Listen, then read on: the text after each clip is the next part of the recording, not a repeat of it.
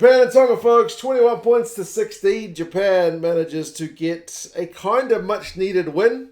I've watched this game very belatedly because it kind of overlapped with the Aussie New Zealand game yesterday, and then I had the South African and Argentinian game to watch after that. So, yes, very much belated, but it was a good watch. We'll go through some key events and stats, and you guys can let us know your thoughts. If people are asking, have you seen the Scotland and Italy game? Not yet. It wasn't broadcast here, as far as I am aware. If anyone knows where I can see it, let me know. Otherwise, I will just keep an eye on the internet for the next couple of days, basically. But yeah, 21-16. Great crowd in Osaka. It shows you there is genuinely a pretty high level of support for the Japanese rugby team. I'm not sure how many seats there are in that stadium, but it looked pretty well packed out. I'm not sure how many kind of Brave Blossoms games they get there in Osaka, but they were certainly showing out in numbers to see their team play. But it was interesting that it was Tonga, kind of with the earliest of the chances. They opted for touch, had an early kind of maul chance that got stopped, which was a good bit of D from the Japanese defenders, because the maul is one area where, you know, if you get that wrong, come Rugby World Cup time, that could be the difference between winning and losing a game. The Tongans win again. But still the Japanese were able to hold on. So defensively being put under the pump early, but managing, as I said, to keep the Tonga guys out. There were kind of a few slick moments. Piutau put in a nice kind of chip over the top and he regathered it. Moli, the big hooker, had a big old line break, but he ended up knocking it on. So a lot of pressure from the Tongans early, but not able to get any points from it, which when you look back at the way this game finished, it's kind of pretty costly. They seem to almost wait for Japan to score before getting their own scores, weirdly enough. Japan's first attempt at points was not until like 17 minutes when they opted for a shot at goal, but missed that kind of long-range one. Lee didn't quite have the direction, but then they did get the opening score through the winger, Nakabula, who is apparently pretty fired up for this one. He was one of the better players on the pitch. Opening score was a sweet set play from a scrum, wide ball, Masarewa with some nice steps in the final pass. Missed conversion, but 5 points to 0 to Japan. But then, as I mentioned, Tonga, having allowed a score, decided to get one back. Takalua, the captain, he's able to go over. That one was essentially when the Japanese clearing kick went straight down the throat of Charles Piutau. Not ideal. He has a big carry, and then Vaya Fafita goes on the touchline. Initially, I thought he was out, but then they kind of had two lines, like a faint line, the old line, and then there's the new painted line. He was stepping on the old line, so he was still in. And then he goes down touchline, is able to get Takalua on the support line. Again, a missed conversion. Nobody could hit their conversions today, but 5 points apiece. So from being in the lead to being back even, there wasn't kind of much of a turnaround. Japan did get back in front on half an hour when they did slot a penalty to make it 8-5. And then Tonga, unfortunately for them, they did it a couple of times this game, had a huge kick which just kept going and going and going, which kind of went dead. So it ended up from being like a real pressure kick for Japan deep in their own territory to being, you know, a Japanese chance to potentially get another scrum move going, you know, before half time. They did knock it on, so Tonga were able to kind of hang on for that moment. However, Japan did end up getting the score a couple of minutes later anyway. This one was Takalua with kind of a bit of a stinker of a box kick. It more or less just went straight up. And then the Japanese guys counter-attacked, man. It was Nakabula. As I said, he was pretty well involved. He puts as they spread the ball wide, he puts a kick through. And that man, Amato Fakatava, gets his second try in Japan colours. So, yeah, it's another misconversion. But 13-5 up at half-time. So, yeah, the one thing I would say is a little bit like Tonga have had more ball and they've had more run meters, but their tackling percentage is 81. It's just been a touch off the pace, whereas the Japanese are at 88. It's not like the Tonga guys didn't have chances, but the Japanese were able to shut them down a wee bit better.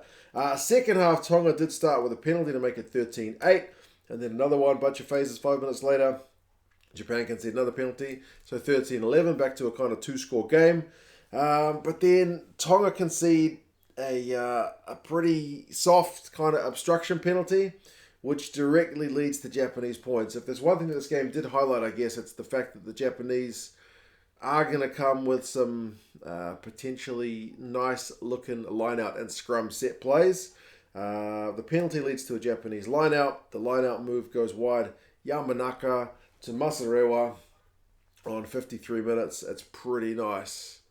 It's a pretty nice, well-rehearsed move, and it's 11 for Tonga, 18 to Japan. But, as I said, Tonga with this knack of kind of hitting back straight away. 53, 57, Moli. And it's kind of a very similar thing. Like, where it was Japan getting a penalty in their advantage, kicking the ball, line-out move, try. This time it was Japan concede a penalty, Tonga, line-out, maul, over. Conversion hits the post, sadly, but it's back to a two-pointer, 18-16. We did see kind of at some points in the game, which is something we haven't seen that much of from Japan in the last few weeks, was just some kind of slick play, a bit of heads-up rugby, some nice hands, but they weren't kind of able to finish. They went bloody close to the Tonga defensive line, but Tonga's defence did really well to hang on, although they did concede a penalty, which led to a Japanese three-pointer. So 21-16, that's the final score, so at least puts it beyond a kick for them. Tonga went close in the corner. Nakabula helped shut down, I think it was it Aki? Nakabula, great kind of bit of disruptive play just to get his body in the way, basically. 74, Tonga have it kicked dead. Japan in the right area of the field, 5-point lead. Maybe get one more score to make it, a bit more comfortable. But no, they knocked it on after a scrum move, which did give Tonga one last chance to kind of throw the kitchen sink at them. But the veteran Shota Horia was able to win a turnover, which, basically saw the result out for Japan. So not hugely convincing, but Japan will certainly be happy with the way they were able to defend. They didn't have that much ball. Japan had 35% possession in this game and 44% territory. They had fewer run meters, 335 to 410, but that's not hugely different considering they only had 35% of the ball. So that's at least a little bit encouraging. They made 154 tackles at 90%, which is genuinely pretty good. That's proper test match level. If you can defend like that, you will be in most games. For Tonga, 82% and only 62 tackles kind of highlights the fact that the two set plays they conceded, the tries, were pretty slick, so you can't blame them too much. But yeah, just a few too many missed tackles from them. But the fact they were able to hang on to the ball and get another week together, you feel like this Tongan side is just quietly building something. They do have a bit of time now between now and the World Cup to get those combinations right. Remember, we've still got guys coming back into the squad, so certainly some encouraging signs. Turnovers conceded was 18-17. So pretty high from both sides. I think that's one area. There's still a bit of rust. It's a little bit more concerning for the Japanese guys because they've played, this is literally their fourth game.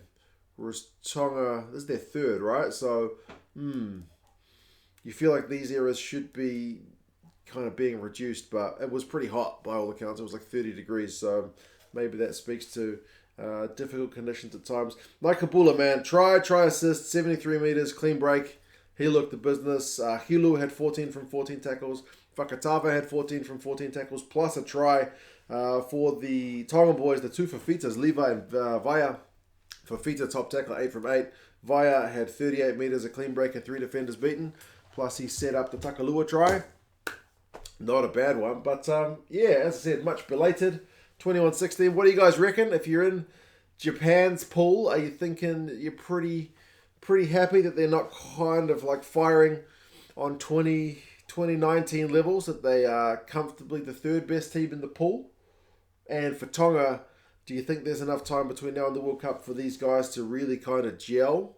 Or do you think there's still going to be a difference between them and the teams which are traditionally, a bit better? But you guys let us know your thoughts. If you want to go check out my other channel, 2 Cents on Tour, around China recently.